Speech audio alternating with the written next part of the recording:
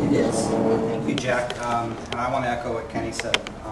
There are a lot of us in this room, Dick, Roger, Kenny, Ed, and myself, who've been doing this for a long time in this area. And you are a mentor, and more importantly, you're a friend. So congratulations. It's an honor to call you a friend, and it has been for a long time. We are very excited down at the Academy. Number one, that Irene left us unscathed. The seawall held, and we did not have a large storm surge as we had feared. Coming off of last year, after the Western New England game last September, we won 5 over the last 8, and that included wins over Coast Guard, our first since 1999 over the Bears, and the season-ending Cranberry Bowl victory over Bridgewater State, which was the first time the Scoop has been in Buzzard Space since '96. We have 41 letter winners back, 15 starters, a very experienced group, and a lot of local players. Jeremy Cameron is our head coach in the 7th season. He was the NEFC Bogan Division Coach of the Year in 2009. Our top returning players are our captains. Matt White, who's out of Westwood High School, is our leading returning rusher. He had 726 rushing yards, 13 total touchdowns, was the MVP of the Cranberry Bowl last year. Young man you met a couple years ago, Golden Helmet winner Nathan Scher, was expected to be back, but as you know, Nathan has been one of the top rushers in the country when he's been on the field.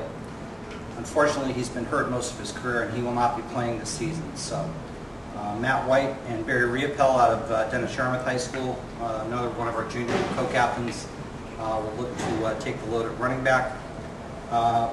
We have our top 3 tacklers returning are all our starting linebackers, and that's led by Mike Boyce out of Lakeville and Ponequid High School. 81 tackles last year in just 8 games, and missed the last 2 games due to injury.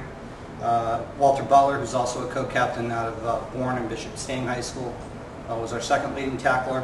And Nick Mazurkowitz, who's a junior linebacker out of Attleboro High School. That's a pretty formidable group for us coming back. A lot of experience at the skill positions. Our quarterback, sophomore Mike Stanton out of North Quincy High School, and our wideout Jonathan Eamon, who was the division's Rookie of the Year 2 years ago. We had the Defensive Rookie of the Year coming back as well from last year, and Stephen Gustin out of Plymouth South High School. So a lot of experience back at the skill positions. For us, it's a very important game. Obviously, Western New England is one of the top picks in the Boyd Division. Last year, as Ken mentioned, it was a 7-6 game heading in the 3rd quarter, and Western New England scored 16 points in the 4th quarter and pulled away. From our standpoint, we're opening at home. We have 4 of our first 5 games at home this year, so we're looking to get off to a good start. It's supposed to be a beautiful day alongside the canal. I did want to mention it's a historic day for our department because we are hosting 6 home events at the Academy. I don't know who did that. Probably the scheduling coordinator. I'll have to talk to that person, which was me. I was the one that did this. But throughout the day, we are going to be having ceremonies, remembrance ceremonies for the 10-year anniversary of 9/11. And part of that will be prior to kickoff of the football game. We are remembering 2 members of both of the institutions that are playing that day.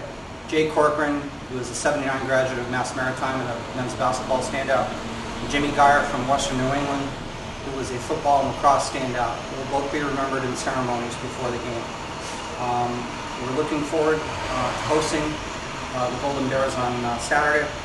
We're equally looking forward to remembering all of the brave souls who were lost 10 years ago on 9/11. So good luck to everybody. I want to congratulate Coach Borman on winning the Chowder Bowl unofficially against New York Maritime. Good luck and stay healthy.